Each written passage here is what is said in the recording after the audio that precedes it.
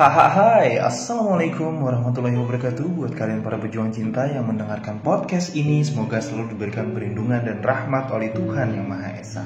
Di video kali ini gue bakal sedikit lebih serius membahas tentang masalah pengakuan. Nah, yang namanya pengakuan pasti bergantung banget dengan orang lain. Kalau orang lain mengakui, maka dia bahagia. Kalau orang lain tidak mengakuinya, maka dia tidak bahagia. Sepengecut itu hidupnya yang dia jalani, ya. Pria yang butuh pengakuan berarti dia pengecut, bukan pria sejati.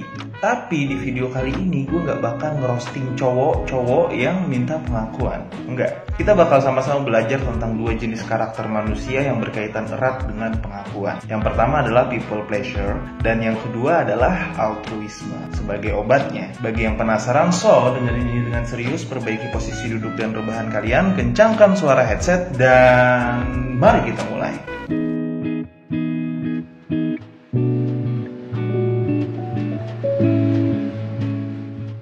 Oke, langsung aja yang pertama, people pleasure, ya. People pleasure adalah orang yang kelihatannya itu seolah-olah mempedulikan orang lain, tapi sebenarnya dia ini egois. Dia ini ingin mendapatkan balasan dari orang lain. Nah, balasannya dalam bentuk apa?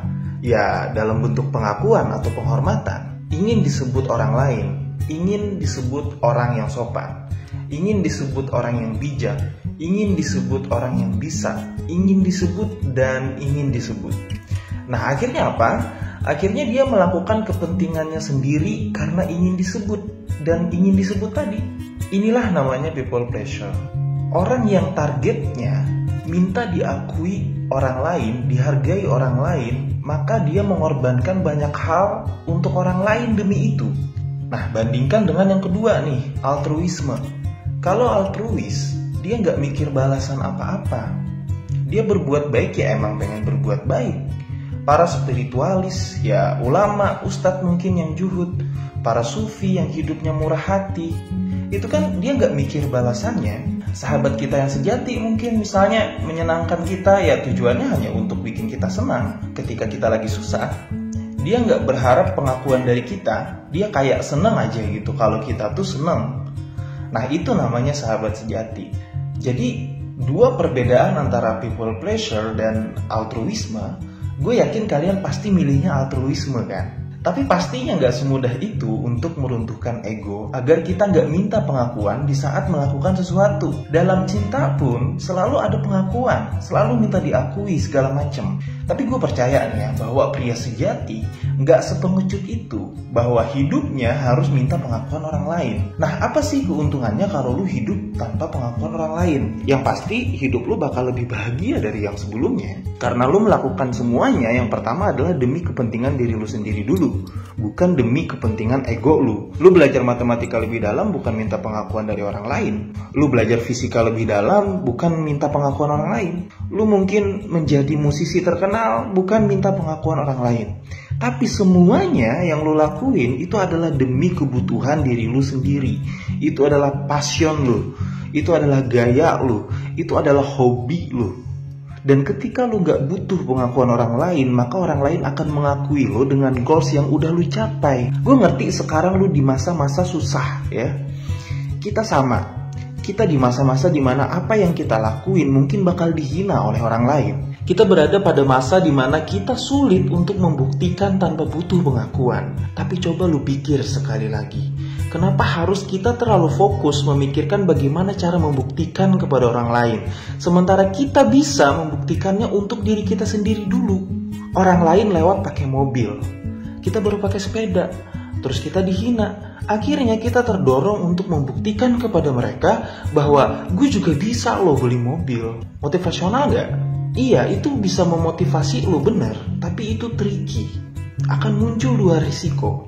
Seandainya lu benar-benar berhasil beli mobil itu, resiko pertama, lu bakal bingung mau ngapain dengan mobil itu.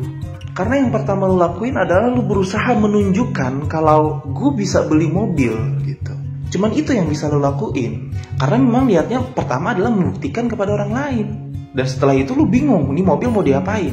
Terus resiko yang kedua adalah kalau lu gagal mendapatkan mobil itu, maka otak lu penuh dengan toksik, racun yang akan mensugesti lu bahwa lu adalah orang yang gak berguna, lu gak bisa ngebuktiin apa-apa. Dua resiko yang gue sebutin tadi, baik atau buruk? Enggak kan?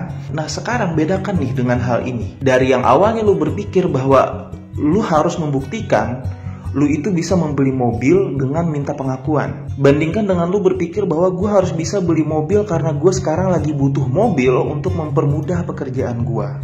Semuanya tentang diri kita dulu ya, jangan butuh pengakuan orang lain dulu. Buktikan kepada diri sendiri dulu bro.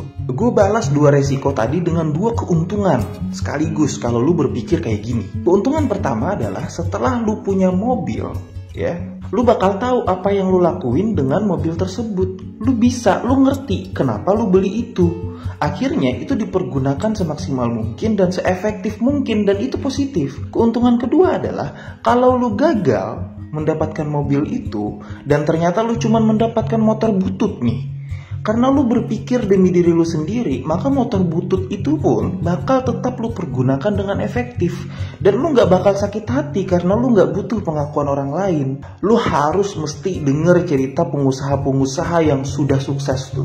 Dulunya seperti apa dan mereka dulunya melakukannya untuk apa. Dan ketika lu memang tahu bagaimana caranya membuktikan kepada diri sendiri, maka lu pasti bisa menggali potensi diri. Dan ketika lu udah bisa menggali potensi diri, lu itu punya kelebihan apa misal gitu ya, maka lu bakal punya karya. Kalau nggak punya karya, minimal banget lu punya prestasi. Ketika prestasi itu lu dapat, lu nggak ngemis pengakuan, orang pasti bakal mengakui lu. Walaupun dari kedua belah sisi karakter ini juga sama-sama diakui, tapi yang pertama yang people pleasure itu diakui karena sebuah kepalsuan. Kepalsuan itu setidaknya ada di dirinya, bukan di diri orang yang mengakui dia. Namun yang altruisme, orang yang gak butuh pengakuan orang lain, maka dia bakal diakui tanpa kepalsuan. So, sekali lagi gue tanya sama kalian nih, kita, para cowok kita, mana karakter yang hidupnya lebih pengecut? Pria yang selalu minta pengakuan atau pria yang diakui oleh orang lain? Semangat para pejuang cinta, tidak ada unsur provokasi dan merendahkan gender tertentu. Semua narasi dan statement dalam video ini bersifat substansial dan kondisional. Semoga bermanfaat dan jangan lupa bahagia.